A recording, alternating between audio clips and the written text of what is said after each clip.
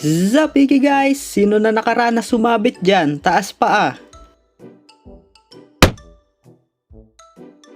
So sa video natin ngayon ay pag-uusapan natin yung mga sabit experience ko sa tricycle, jeep at saka sa truck. So tara na, simulan na natin ang video!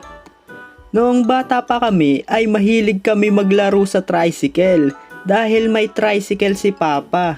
Kaya tuwing nakapark yung tricycle ay doon kami naglalaro.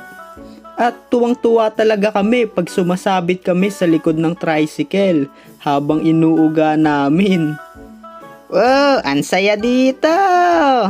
Kaya nga pre, kailan ko kaya mararanasan sumabit sa umaandar na tricycle? At dahil bata pa ako noon, ay hindi pa talaga ako pinapayagan ni Papa na sumabit sa likod ng tricycle habang umaandar. Hanggang one time, may inaayos si Papa na sira sa tricycle niya. At kapag tinetesting niya yung tricycle niya, ay umiikot siya dun lang sa lugar namin. At yung nakita ko yun, naisip ko na, uy, ito na yung pagkakataon ko para makasabit sa likod ng tricycle.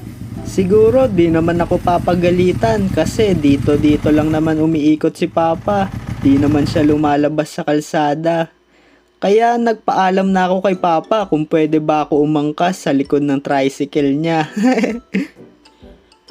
Papa, pwede po ba ako sumabit sa likod ng tricycle kapag iti-testing mo na? Oh, sige, basta kumapit ka mabuti ah. Yay, thank you po Papa. Sige, gagawin ko lang muna tong tricycle. A few moments later. Okay, tara na nak. Ite-testing ko na tong tricycle. Umangkas ka na. Okay po, Papa. Oh, kumapit kang mabuti ha. Aandar na tayo. Woo, eto na. Let's go!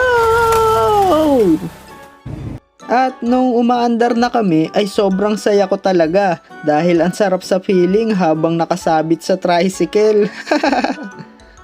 Woo! Grabe! Ang sarap sumabit! Damang-dama mo yung hangin! Naisip ko na tumalon nun dahil ganun yung nakikita ko sa mga taong sumasabit sa tricycle kapag bababa na sila. Pero di ko alam na may technique pala doon dahil pagtalon ko ay na-out of balance ako dahil sa momentum ng tricycle.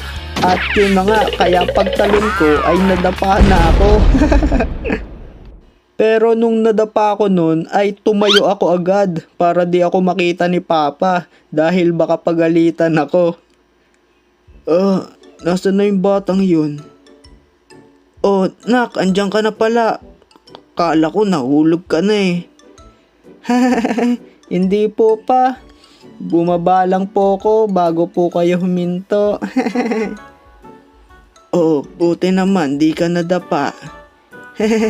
Hindi naman po. Grabe, lap trip talaga yon. Kahit ang sakit na ng tuhod ko nun, tiniis ko lang para di ako pagalitan. Itong sunod na sabit experience ko naman ay nangyari nung senior high school na ako after namin mag-groupings. Nung time na yon ay rush hour kaya ang haba ng pila sa terminal ng jeep.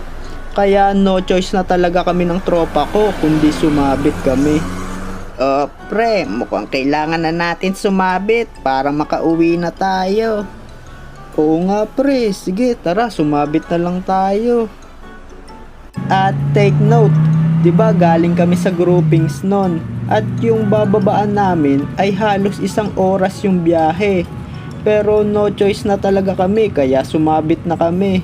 Dahil naisip din namin na may bababa naman na ibang pasahero. Woo! Grabe! Ang sarap din sumabit pre no? O pre, dahil mahangin at hindi mainit dito. Noong una ay masaya pa kami habang nakasabit kami sa jeep. Pero after ng ilang minuto ay nakakaramdam na ako ng pagod dahil di naman ako sanay sumabit sa jeep eh. At nung time na yon dahil rush hour nga kaya sobrang traffic talaga sa daan. Kaya yung dapat 1 oras lang na biyahe ay lalong tumagal dahil sa traffic. Nung time na yon ay sobrang nanginginig na yung kamay ko at nangangalay na yung mga paa ko. At nung time na yon ay iniisip ko na lang na sana may bumaba ng ibang pasahero para makaupo na ako sa loob ng jeep. Tapos habang umaandar yung jeep, medyo namamanhid na talaga yung kamay ko. At biglang nagpreno yung jeep at natama na yung labi ko sa bakal at dumugo. Kaya nung time na yon sobrang bad trip na talaga ako dahil wala pa ding bumababa sa mga nakasakay sa loob. Hindi nakita ng tropa ko na tumama yung bibig ko sa bakal dahil sa iba siya nun nakatingin.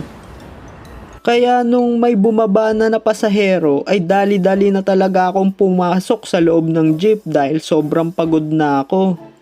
Ha? Nasaan na si K9? Grabe, sa wakas nakaupo na din ako. Uy, pre, nandiyan ka na pala. Kala ko nahulog ka na eh. Oo pre, may bumaba na kasing pasahero eh, kaya pumasok na ako dito. Etong sunod na sabit experience ay lap trip talaga. Ito yung time na sasabit kami sa truck. Nangyari to nung high school na ako. Galing kami nun sa school kasama ko mga tropa ko.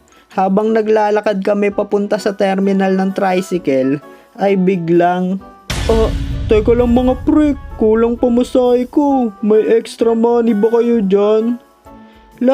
Wala na akong pera, sakto lang tong natira sa akin. Ako din, wala ng pera, pamasahe na lang to. Sa akin pre, may utang ka pa, kaya di mo na kita mapapahiram. Hay, naku naman, paano yan? Paano ako makakauwi nito? Alam ko na.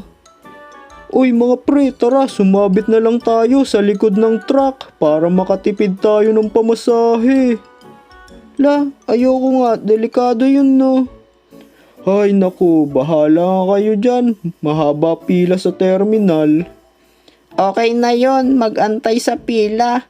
Kesa sumabit sa truck, mamaya mahulog pa tayo. Ano ba kayo? Mas mabilis kaya pag sumabit sa truck? Naka, bahala ka. Kung gusto mo sumabit, wag mo na kami isama. Okay, bahala kayo dyan. Iwan ko na kayo. Sasabit na ako sa truck. Hay, ang tigas talaga ng ulo. Ble, mga pre, babay na. Una na ako sa inyo. Sige, mag-ingat ka. Kumapit ka dyan na mabuti. Grabe, ang saya dito. At least nakatipid siya sa pamasahe niya. Basta wag lang siyang mahulog. At nung pagdating namin sa terminal ng tricycle ay ganito yung nangyari.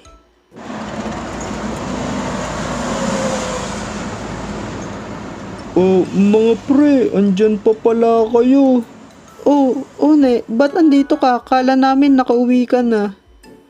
Mga pre, dito lang pala yung punta nung truck. Ayan dito nagpark. Grabe, lap trip ka talaga, One. Ang yabang mo pa kanina. Sabi-sabi ka pa, mabilis kang makakauwi. Hay, kaya nga kala ko din. Ay nako, tara na, sumabay ka na lang sa amin, ililibre ka na lang namin ng pamasahe. Yon, thank you talaga mga pre. Grabe, lap trip ka talaga, One.